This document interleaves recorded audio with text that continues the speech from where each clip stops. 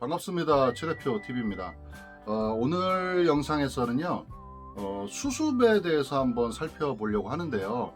좀 사례를 하나 가지고 좀 설명을 해볼 테니까 여러분 이번 시간에 영상 끝까지 보시고 수습 근로자에 대한 개념 정확히 이해를 하시면 좋을 것 같습니다. 사장님이든 아니면 뭐 노동자든 직원이든 이 수습에 대해서 개념을 정확히 아셔야지, 아니면 나중에 뭐 수습기간이라고 했는데 나 불합리하게 뭐 부당 대우 받았다 할 수도 있고요.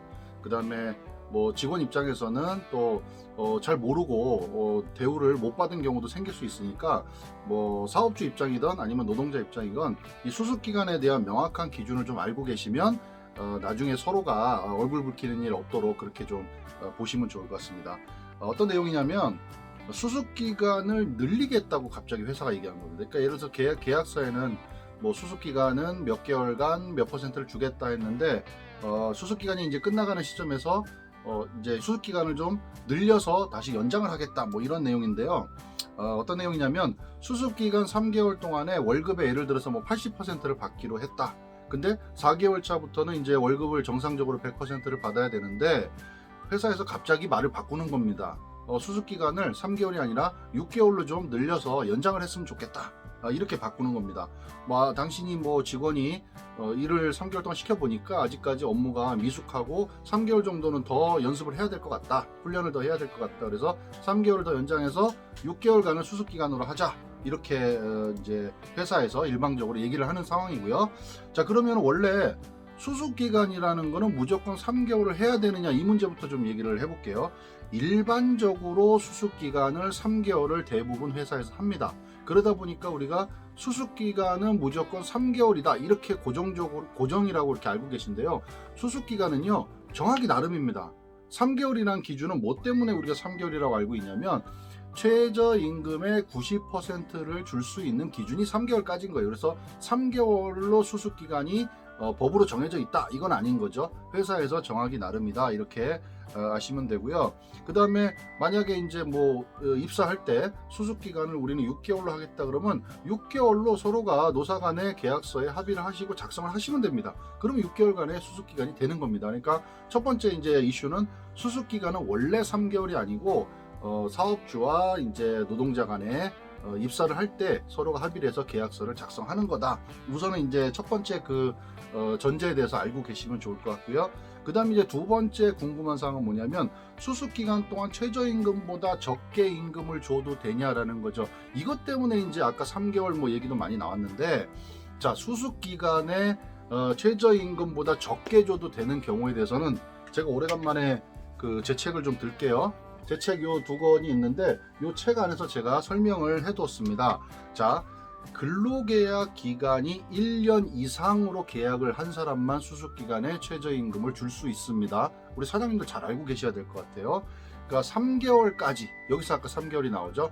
그러니까 수습기간을 3개월로 정하고 3개월까지는 계약이 1년 이상 되는 직원에 대해서는 최저임금의 90%까지를 줄 수 있다라는 겁니다.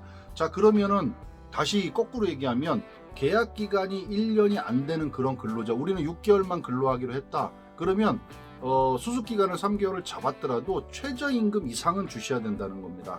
뭐 예를 들어서 우리 월급의 80% 주는 거, 그거는 뭐 계약서에서 서로가 합의를 해서 계약을 하면 가능하겠지만, 최저임금 이상은 주셔야 된다. 자, 기억하십시오. 근로기간이 1년이 넘어야지만 3개월간 수습기간에 대해서는 최저임금의 90%까지를 줄 수가 있다. 아니면 계약기간이 1년이 안 되는 근로자들은 다 최저임금 이상을 주셔야 된다. 그리고 이제 또 하나 제가 책에서도 적어놨는데, 또 하나 우리가 주목해야 될 건 뭐냐면, 단순 노무직에 해당되는 그런 노동자, 직원들에 대해서는 아무리 3개월 수습기간이라 하더라도요, 최저임금 이상을 주셔야 된다. 1년 미만이든 1년 이상이 상관없이 최저임금 이상은 주셔야 된다. 이것까지도 좀 기억을 하시면 좋을 것 같아요. 그래서 두 번째 이제 화두가 좀 이슈가 되는 부분은 뭐냐면, 수습기간 동안 최저임금보다 적게 줘도 되느냐라는 문제에 대해서 말씀을 드렸습니다. 자, 그 다음에 세 번째 이슈는 뭐냐면, 수습기간을 연장하는 얘기입니다. 아까 처음에 제가 이제 질문에서 말씀을 드렸죠. 수습 기간을 연장하는 게 가능하냐 이거죠. 원래 계약서상에 3개월 동안 수습을 하기로 했고 뭐 저기 임금에 원래 내가 받기로 한 임금의 80%를 받고 이제 3개월이 지나서 4개월 차니까 이제부터는 100% 받겠다 했는데 그거를 연장한다는 겁니다.